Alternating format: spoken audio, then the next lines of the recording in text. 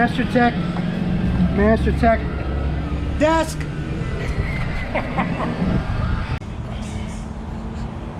Thanks for tuning in to Making It Work. I'm Jimmy, if you haven't been here before. I'm going to fire this Corvette up for you guys for my a week in the shop episode this week. Putting an intake cover on this Z06 Corvette. Guy loves this car, puts a lot of money into it. But the next thing is to get him ready to go for track days. So let me get the keys, we'll fire this bad boy up.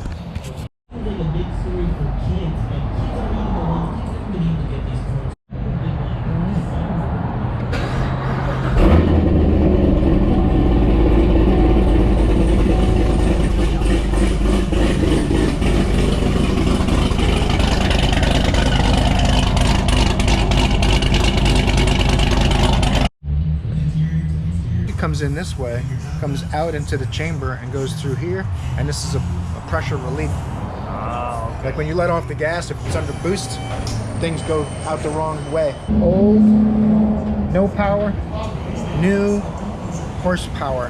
You see the bricks in there?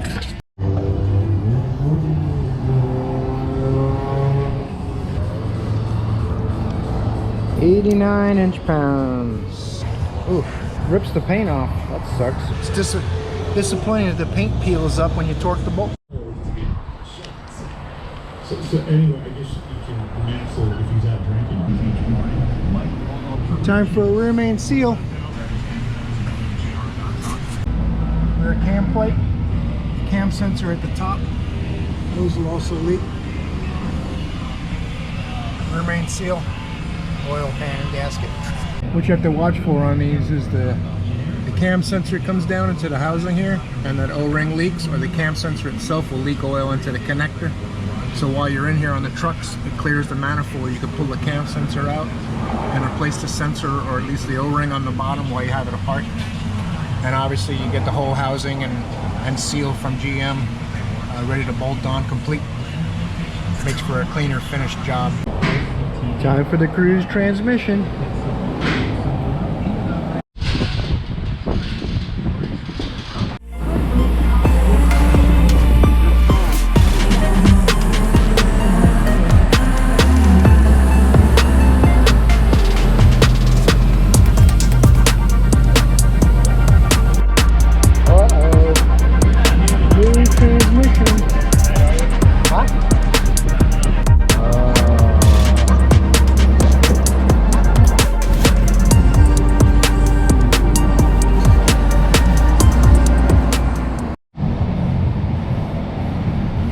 Rhino lining, aluminum bed. It's about the same thickness.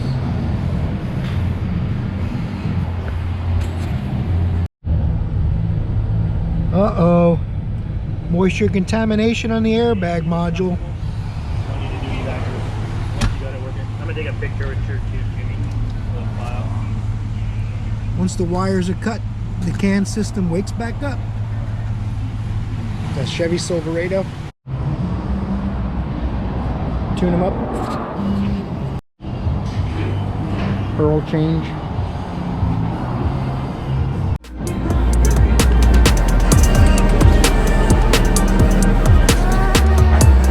Basic check. Whoever used this last likes to make the world's tiniest loops.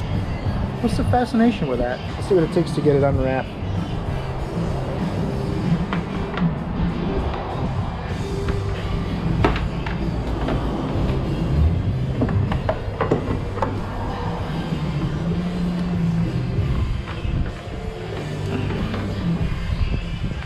Alright, I'll show you how I put it away.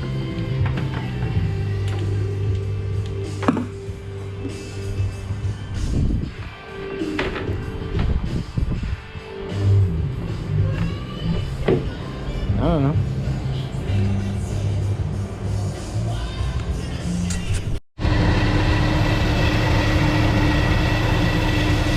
Yeah, that belt's seen better days. Idler, tensioner, belt. Yeah. You see how all these pulleys are melted and and there's contamination on the pulleys, so really important not to just stick a new belt on it. To clean all the debris out of all the teeth in the power steering and the air compressor and the alternator. The pulleys I'm not changing so that it didn't ruin the new belt real fast. Real important. Customer states feels wandery and has a vibration.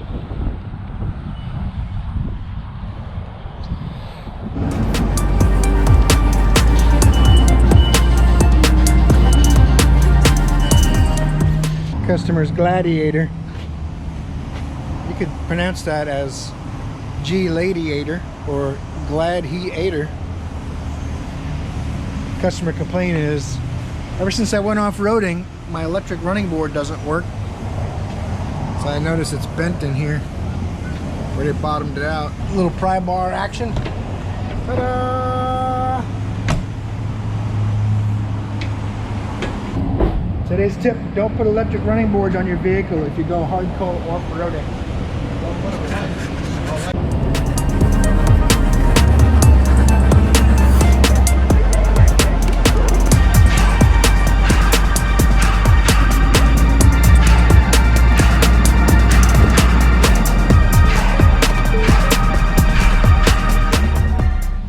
Oh, the dreaded check engine light diag.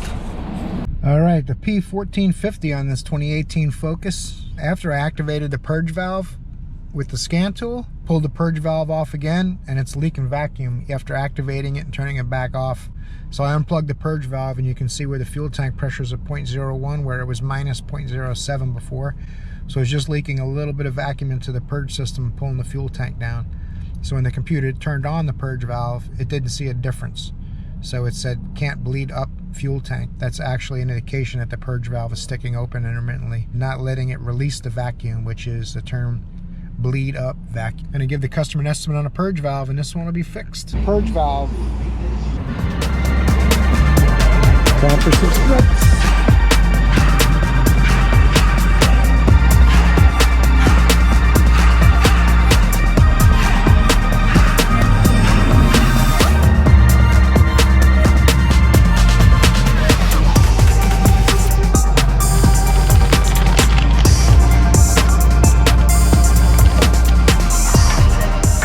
OBD1, OBD2. Why don't these adapters work? We're going to find out.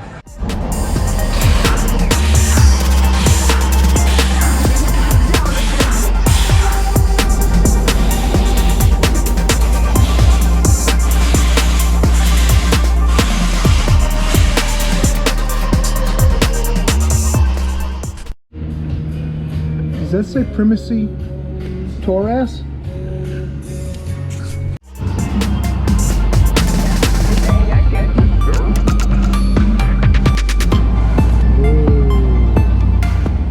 Plus pull codes, no charge, no diag, just pull codes.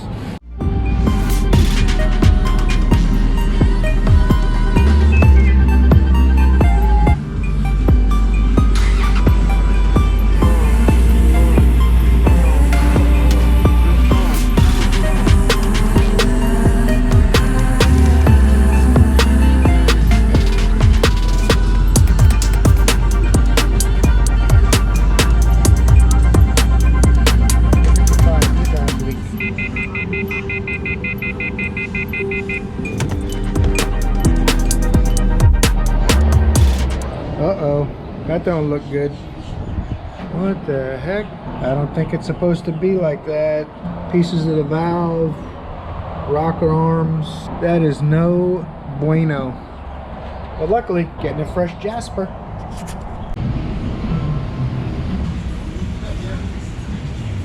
Well, I don't want to say I told you so. Junkyard part, $900 regulator from the dealership. Making it work. This is not a rerun of the Volvo window regulator video. This is I told you so. I put in a junkyard part. They wanted to save money. It lasted a week. If you watch my original video, I predicted when it comes back in a week, they'll say, "What did you do, Jimmy?" They didn't say that because I gave them a heads up and they wanted to try it. It didn't work. A replacement regulator from Volvo's $900. The junkyard one was 75 bucks.